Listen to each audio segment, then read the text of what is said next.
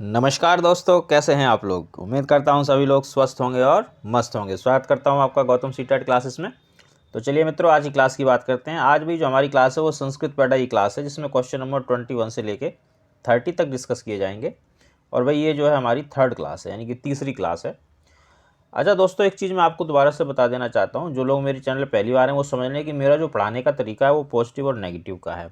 और ये एक ऐसा तरीका है जो फर्स्ट पेपर में आपको 90 मार्क्स में, जो कि सीडीपी का पोर्शन होता है, 90/90 दिलाएगा। और सेकंड में 75 का पोर्शन होता है सीडीपी का, 75/75 दिलाएगा। लेकिन आपको पॉजिटिव और नेगेटिव सीखने पड़ेंगे, समझने पड़ेंगे, याद करने पड़ेंगे, उनकी प्रैक्टिस करनी पड़ेगी। तो उसका तरीका क्या है? उसका भी तो पहला तरीका वो तो ये कि आप जो भी क्लास देख रहे हैं किसी भी सब्जेक्ट की, उस क्लास को आप सीरियल वाइज देखें, पहली बात।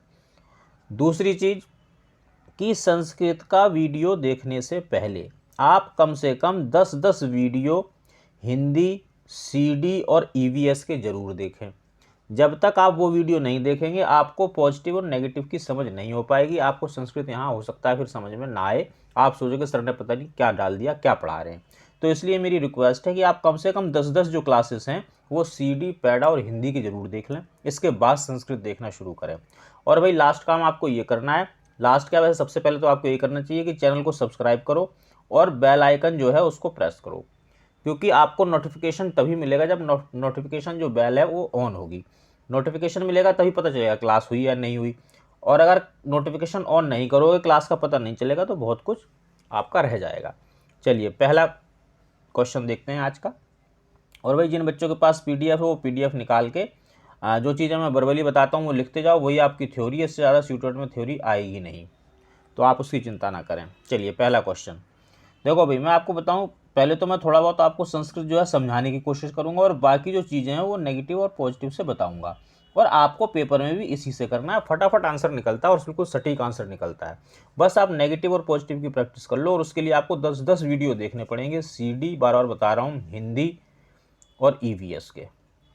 चलिए, मुक्त प्रश्नानाम प्रमुख विशेषता वर्तते।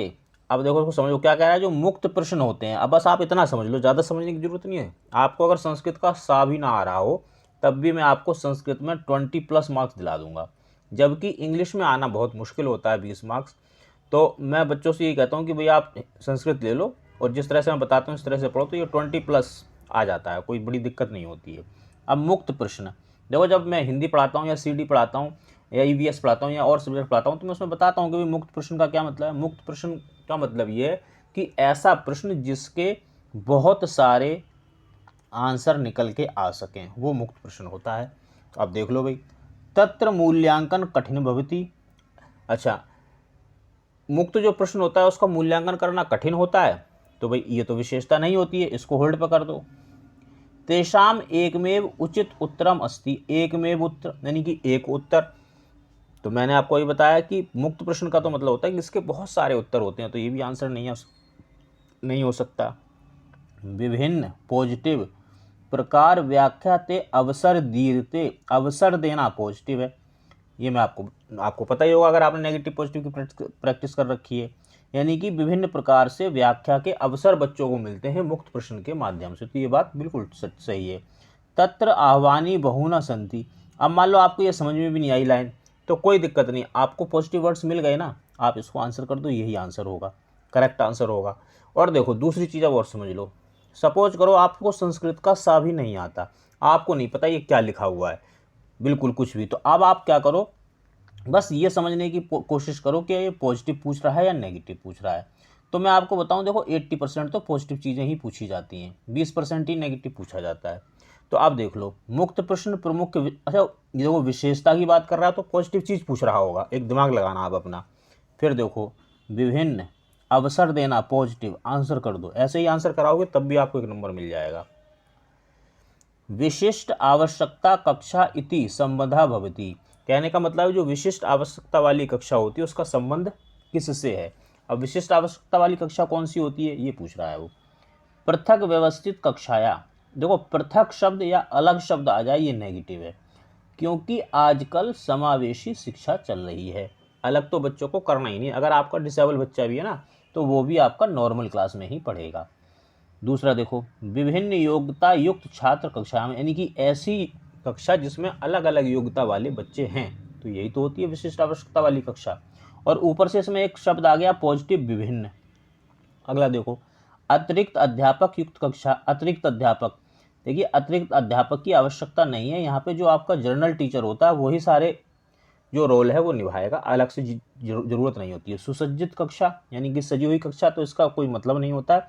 तो आपको यहाँ पे विभिन्न एक तो पॉजिटिव वर्ड मिल गया और दूसरी चीज मैंने आपको इसको समझा भी दिया। अगला क्वेश्चन देखेंगे, अध्यापक नवीन कठिन। मैंने पहले ही बताया कि देखो संस्कृत को संस्कृत की तरह मत पढ़ो, जैसे हिंदी पढ़ते हो वैसे पढ़ लो, कोई फर्क तो, जैसे हिंदी में हम पढ़ते हैं छात्र, है ना, इसने कर दिया छात्रा, तो छात्रा क्यों पढ़ रहे हो, छात्री पढ़ो बस। अध्यापक कर दिया इसने, हम सिर्फ अध्यापक पढ़ेंगे। अध्यापक नवीन कठिन शब्द स्पष्ट, स्पष्ट करता है, कुरियते मतलब करता है। यति अपेक्षते किमर्थम, यानी कि जो अध्यापक है वो नवीन जो कठिन शब्द है उनको स्पष्टीकरण देता है, किस लिए देता है, तो पॉजिटिव चीज के लिए तो देगा। तो हमें क्या ढूंढना है, हमें पॉजिटिव ढूंढना है। मैं दोबारा बता रहा हूँ, संस्कृत का वीडियो देखने से पहले 8-8 10 वीडियो और सब्जेक्ट्स के देख लो, तब संस्कृत समझ में आएगी। संदर्भ संकेत द्वारा अर्थबोध बाधा भवंती। अब देखो संदर्भ पॉजिटिव, अर्थ पॉजिटिव, बोध पॉजिटिव, लेकिन इसने कह दिया बाधा, यानी कि अगर आप ये काम करोगे तो बाधा उत्पन्न होगी, तो बाधा तो नेगेटिव वर्ड है, यानी इन सब पॉजिटिव चीज़ों को बाधा की वजह से इस सेंटेंस ने नेगेटिव कर दिया। होल्ड कर दो क्योंकि पॉजिटिव पूछ रहा है। अध्यापक स्वयं अर्थान वदेतु इति छात्रा न इच्छन्ति, यानी कि अध्यापक स्वयं अर्थ बता दे। अब ये जो स्व वर्ड है ये तो पॉजिटिव है, लेकिन कब पॉजिटिव है, जब बच्चे के लिए आए, छात्र के लिए आए। यहाँ किसके लिए आ रहा है, टीचर के लिए, तो ये पॉजिटिव नहीं है, इसको भी होल्ड नेगेटिव कर दो। शब्द वल्या अपेक्षा व्याकरणम अधिक महत्वपूर्ण, व्याकरण नियम नेगेटिव होता है, और ये क्या कह रहा है कि शब्द जो है उसकी अपेक्षा शब्द का जो व्याकरण है वो अधिक महत्वपूर्ण होता है। मैंने बताया कि बच्चे छोटा है आपका 5 से 10 या 12 साल तक का, तो इसको व्याकरण का शिक्षण अभी आप मत करवाओ, ये नेगेटिव। अब देखो, छात्र सहज रूपेण शब्दार्थ जानती, सहज कुछ समझ में नहीं आ रहा, कोई दिक्कत नहीं, सहज समझ में आ रहा है ना, सहज पॉजिटिव होगा, CDP में कहीं पे भी सहज आए पॉजिटिव होगा, पॉजिटिव ही पूछ रहा, आंसर कर दो। इसका मतलब बताता हूँ कि जो छात्र है ना वो सहज मतलब नॉर्मल कंडीशन में शब्दों के अर्थों को जान लेते हैं, बस आप उस तरह की कंडीशन क्रिएट कर दो। जैसे मान लो आप बच्चों को यहाँ सिखाना चाह रहे हो कि स्टैंड अप का मतलब खड़ा होना होता है, तो एक ऐसी कंडीशन करो कि जैसे आप स्टैंड अप बोलो तो बच्चा खड़ा हो जाए, तो वो अपने आप जान जाएगा इसका मतलब ये है। ज़्यादा मतलब आडंबर करने की जरूरत नहीं होती है हमें एजुकेशन के अंदर। अगला क्वेश्चन, कविता पाठ क्रियंत, कविता पाठ किस लिए होता है, ऐसी पढ़ो बस, संस्कृत मत पढ़ो, हिंदी पढ़ो, ये हिंदी ही है।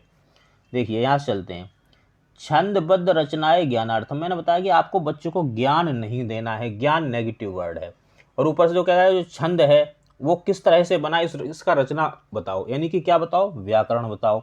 और व्याकरण क्या होता है, व्याकरण मैंने बताया नेगेटिव है, तो इसको छड़ाओ। वर्तनीय व्याकरण से च ज्ञानार्थम, वर्तनी व्याकरण ज्ञान तीनों नेगेटिव हैं, इसको भी हटा दो।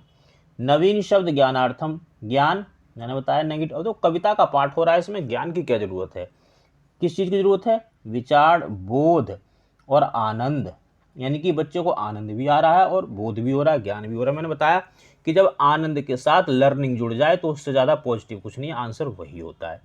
तो देखो CTET का जो पेपर है वो सारा प्रैक्टिकल बेस है, सारा ट्रिकी होता है, और वो ट्रिक और कुछ नहीं है, वो ट्रिक है नेगेटिव एंड पॉजिटिव। इसकी प्रैक्टिस करो, और इसका तरीका यही है, PDF ले लो आप मुझसे, मैं 3000 क्वेश्चन है इसके अंदर, इसकी प्रैक्टिस करो। जब एक ही चीज़ की 3000 बार प्रैक्टिस करोगे तो भैया हो जाओगे परफेक्ट, और CTET हो जाएगा क्लियर फर्स्ट अटैम्प्ट में, और मैं करवाता हूँ 100% करवाता हूँ। अगला क्वेश्चन देखेंगे, प्राय छात्र नूतन विषय अधिकृत स्व विचारायन प्रकट हेतु। अब इसको ऐसे मत पढ़ो, ऐसे पढ़ो, प्राय छात्र नूतन विषय यानी कि नया विषय, अधिक चलो नहीं आ रहा समझ को, स्व विचार यानी कि अपने विचार प्रकट करता है, काठिन्य अनुभूति, और उसको मतलब अपने विचारों को प्रकट करने में काठिन्य यानी कि डिफिकल्टी फेस करता है, अनुभव करता है। कारणम अस्ति यत ते नूतनान अथवा अधिकनान शब्द ना जानती, उसका कारण क्या है कि जो नए शब्द हैं अथवा जो अधिक शब्द हैं उनको वो जानता नहीं। इसके लिए क्या उपाय होगा, यानी कि बच्चों को परेशानी हो रही है तो उसके लिए हमें कुछ उपाय ढूंढना है, तो उपाय तो पॉजिटिव ही ढूंढेंगे, नेगेटिव तो ढूंढेंगे नहीं। मैंने कई बार बताया कि क्वेश्चन को इस तरह से पढ़ने की हैबिट डालो कि पॉजिटिव पूछ रहा है या नेगेटिव पूछ रहा है। जैसे ही आपको ये पता चल गया ना पॉजिटिव पूछ रहा है नेगेटिव, आपको मेरे पॉजिटिव नेगेटिव दिखाई देने लगेंगे अपने आप ही। अब देखो पॉजिटिव पूछ रहा है, छात्रांश शब्दार्थ स्मरेयु, स्मरेयु मतलब यहाँ स्मरण है, ये शायद स्मरण था, ये पूरा नहीं लिखा गया है। तो स्मरण करना, कंठस्थ करना, कंठस्थीकरण, दोहराना, सुनाना, नकल करना, ये बिल्कुल ही नेगेटिव होता है, इसको नेगेटिव कर देंगे। स्मरण करने से बच्चा कुछ सीखता नहीं है। छात्रांश श्रुत लेखनस्य अधिकम अधिक अभ्यास कृति, श्रुतलेख और अभ्यास अधिक से अधिक कम से कम, ये भी नॉर्मल कंडीशन में ये भी नेगेटिव ही होता है। कोई एक्सेप्शनल केस है तो ये अधिक से अधिक, जैसे मान लो बच्चा देख नहीं सकता तो उसको अधिक से अधिक जो ऑडियो एड्स होते हैं वो प्रयोग करेंगे, तो वहाँ तो अधिक से अधिक ठीक हो जाएगा। लेकिन ये नॉर्मल कंडीशन है तो यहाँ अधिक से अधिक करना, अधिक से अधिक अभ्यास कराना, अधिक से अधिक श्रुतलेख करवाना, ये नेगेटिव होता है। श्रुतलेख और अभ्यास और अधिक से अधिक नेगेटिव। छात्र शब्द समृद्ध है, वैविध्यपूर्ण, विविध, विभिन्न, ये पॉजिटिव होता है। साहित्य पठन प्रेरित, यानी कि बच्चे को अलग अलग तरह का जो साहित्य है, जो किताबें, वो पढ़ने के लिए आप प्रेरित करो। प्रेरित करना पॉजिटिव, तो ये पॉजिटिव आ रहा है। डी देखेंगे, छात्र स्तर अनुगुणम एवं विषयाचित, यानी कि छात्र अपने स्तर के हिसाब से देख लेगा उसको क्या करना, तो भी ऐसे बच्चों को छोड़ना नहीं है। बाकी देखो इस सेंटेंस में ना तो कोई नेगेटिव मिल रहा है ना कोई पॉजिटिव मिल रहा है, तो इसको होल्ड कर दो। मैं आपको दोनों तरीके से समझा रहा हूँ, नेगेटिव पॉजिटिव भी, और थोड़ा जितना संस्कृत का मुझे ज्ञान है उस हिसाब से। लेकिन आप ज्ञान की तरफ ना जाएं, नेगेटिव और पॉजिटिव की तरफ जाएं, क्योंकि ये काम आपके वहाँ पे यही काम आएगा, आपका ज्ञान काम नहीं आने वाला। चलिए क्या पूछ रहा था, पॉजिटिव पूछ रहा था। तो देखो ये गोले जो पॉजिटिव के ही बनाता हूँ मैं, ये रेप गोले, इनको आंसर कर दो, ये रहा आंसर। अगला क्वेश्चन देख लो, अधे लिखितेषु, यानी कि जो नीचे लिखा है, कस्मिन कार्य सूक्ष्म पेशीय कौशल आवश्यकता अस्ति, मतलब है कि जो नीचे काम लिखे इसमें सूक्ष्म पेशीय कौशल, यानी कि जिसमें सबसे छोटा जो सूक्ष्म है, सबसे छोटा जो कौशल है, पेशीय कौशल, यानी कि जिसमें पेशी की जरूरत पड़ती है, जिसमें मसल्स की जरूरत पड़ती है, वो कौन सा है। चढ़ने में देखो हाथ पैर पूरा शरीर यूज होता है, कूदने में भी, पढ़ने में हाथ का भी प्रयोग करते हैं, पेन पेंसिल के लिए, बैठेंगे दिमाग का प्रयोग, लेकिन लिखने में क्या करेंगे, ये सबसे सूक्ष्म कौशल है। पढ़ने में कोई पेशीय कौशल नहीं होता है, लेकिन लिखने में होता है, वो भी 2 उंगलियों का, अंगूठे का, तो ये सबसे छोटा है। इसको आंसर करो, ये हिंदी में भी कई बार क्वेश्चन आया है। कुछ क्वेश्चन तो सीधे सीधे होंगे, इनका आंसर मिल जाएगा। प्रतिपुष्टि अस्ति, प्रतिपुष्टि क्या होता है, यानी कि फीडबैक। ये मैंने कई बार बताया कि फीडबैक क्या होता है, यहाँ पे भी बता देता हूँ। शिक्षणान मत पढ़ो, शिक्षक कृते अध्यापन विकास, यानी कि जो शिक्षक है उसका जो अध्यापन है उसका विकास, उन्हीं की उसकी टीचिंग। तो क्या भाई फीडबैक ये होता है, ये नहीं होता, मैं कई बार बता चुका हूँ, अभी दोबारा बताऊंगा। शिक्षार्थी कृते अधिगम विकास, यानी कि जो शिक्षार्थी है उसमें अधिगम में क्या विकास हो रहा है वो। माता पिता नेगेटिव होता है, लगभग नेगेटिव होता है। क्यों नेगेटिव होता है कि बच्चे का जो स्कूली जीवन है उसमें माता पिता का बहुत कम योगदान होता है, और जो सीटेट का सिलेबस है वो बच्चे के स्कूली जीवन के आसपास घूमता है। फिर भी पढ़ लेते हैं इसको। माता पिता कृत्य तेषा बालकानाम गृह कार्य, अभी गृह कार्य तो प्रॉपर नेगेटिव है, तो देखो भाई ये तो बिल्कुल नेगेटिव हो गया। इसमें सिर्फ शिक्षार्थी की बात हो रही है, इसमें सिर्फ शिक्षक की बात हो रही है। लेकिन पहला देखो, उभय शिक्षक शिक्षार्थी, यानी कि दोनों, उभय का मतलब दोनों, शिक्षक और शिक्षार्थी कृते स्व विकास है, यानी दोनों का विकास क्या हो रहा है, कैसे हो रहा है, इसका फीडबैक देना। यही फीडबैक होता है कि दोनों, मतलब शिक्षक का भी और छात्र का भी, अधिगम का भी और अध्यापन का भी, सबका फीडबैक मिल जाए, सबकी प्रतिपुष्टि मिल जाए, इसका मतलब यही होता है। अगला क्वेश्चन देखेंगे, प्रारंभिक स्तरे, यानी कि प्रारंभिक यानी कि प्राइमरी लेवल पे पढ़ाने के लिए शिक्षा, इनमें से कौन सा उपाय अधिक अच्छा है भवती। इसको ऐसे पढ़ो, हिंदी की तरह पढ़ो, संस्कृत की तरह मत पढ़ो। तो देखो भाई प्राइमरी लेवल में सबसे अच्छा क्या होगा, पुस्तक मैंने बताया नेगेटिव, ये आपको बाउंड कर देती है, पुस्तक तक आप सीमित नहीं रहेंगे। द्विपार्श्विक रेखा चित्राण, चित्र नेगेटिव बताए, तो ये बिल्कुल नेगेटिव हो गए 2। अब है प्रकृति वस्तु नाम और बोध, 2 चीज़ें हैं, ये दोनों ही पहुँचते हैं। अब देखो जब आप 2 में फंस जाओ तो आप ये देखो विस्तार ज़्यादा कहाँ है। पहली चीज़ तो देखो प्रकृति की जो वस्तु है, यानी कि उसके सामने जो नेचुरल चीज़ें, उससे आप छोटे बच्चों को पढ़ाओ। प्रारंभिक स्तर मतलब 5 साल का बच्चा है, हो सकता है 6 का हो सकता है, छोटे बच्चे हैं 7 साल का हो सकता है। तो ये मूर्त चीज़ों को देख के ज़्यादा सीखते हैं, जो प्रकृति की जो चीज़ें जो उनके आसपास हैं, इनको देखने के बाद फिर बोध होगा उनको, तो स्टार्टिंग हम यहाँ से कर देंगे प्रकृति वस्तु से, बी आंसर करेंगे। अगला क्वेश्चन देखेंगे। मूल्यांकन समय नीचे लिखे कस्मिन विषय शिक्षकस्य ध्यान स्यात्, यानी कि जब मूल्यांकन करते हैं तो जो नीचे ये 4 लिखे हुए इनमें से टीचर को किस पर ध्यान देना चाहिए? भाई जो पॉजिटिव चीज़ है उसी पे ध्यान देना चाहिए, नेगेटिव चीज़ पे नहीं देना है हमें ध्यान। तो देखो कितना, बस मैं हिंदी की तरह ही तो पढ़ रहा हूँ, संस्कृत से बिल्कुल मत घबराओ। इंग्लिश को तो फिर भी मैं भी इंग्लिश की तरह ही पढ़ता हूँ भाई, क्योंकि इंग्लिश को आप किसी और तरह से नहीं पढ़ सकते, बट संस्कृत को मैं बिल्कुल हिंदी की तरह करा देता हूँ। हिंदी की जैसी पैड़ा वैसी संस्कृत की। इसलिए अगर संस्कृत की पैड़ा समझनी है तो पहले भाई 8-8 10-10 वीडियो हिंदी, ईवीएस और सीडी के जरूर देख लेना। चलो मूल्यांकन की बात हो रही है। धारा प्रवाह सह तस्य छात्रस्य विकासस्य तुलना, यानी कि जो छात्र धारा प्रवाह यानी बहुत अच्छे से पढ़ता लिखता उसके साथ दूसरे बच्चों की तुलना करना नेगेटिव होता है। देखो भाई तुलना करना सिर्फ एक कंडीशन में पॉजिटिव, वो अभी बता देता हूँ। अब दूसरा सृजनात्मक लेखन, देखो ये तो पॉजिटिव है। सहतस छात्रस्य विकासस्य तुलना, यानी कि जो बच्चा सृजनात्मक है उससे तुलना करना नहीं, बच्चे के साथ तुलना आपको नहीं करनी है। राम की श्याम के साथ तुलना आपको नहीं करनी है, क्योंकि हर बच्चे में इंडिविजुअल डिफरेंसेस होते हैं। भाई राम है वो हो सकता है सृजनात्मक, अब तुम श्याम की उससे तुलना क्यों करो? हो सकता है इसमें कुछ और खूबी हो। तो बच्चों में अलग अलग खूबियां होती हैं, उनमें इंडिविजुअल डिफरेंसेस होते हैं, इसलिए आप एक छात्र की दूसरे छात्र से तुलना नहीं करनी। नेगेटिव। एकस्य छात्रस्य विकास अन्य छात्रण विकास सह तुलना, वही एक छात्र के विकास की दूसरे छात्र के विकास से तुलना करना, ये भी नेगेटिव। अब देखिए एकस्य छात्रस्य विकास तस्य पूर्व स्तरा सह तुलना, अब यहाँ पे भी तुलना है, ये तो नेगेटिव है। अब ये वाली जो तुलना ना ये पॉजिटिव है। ये कैसे पॉजिटिव इसको समझ लो। हमें तुलना तो करनी है, पर किसकी तुलना करनी है? राम के काम की राम के ही काम से तुलना करनी है। यानी कि राम एकस्य छात्र से, मान लिया राम है, ये राम जो है उसके विकास की तुलना उसके पूर्व के विकास से तुलना करनी है। यानी कि पहले उसका कितना विकास हुआ, अब कितना विकास हुआ, तो ठीक है।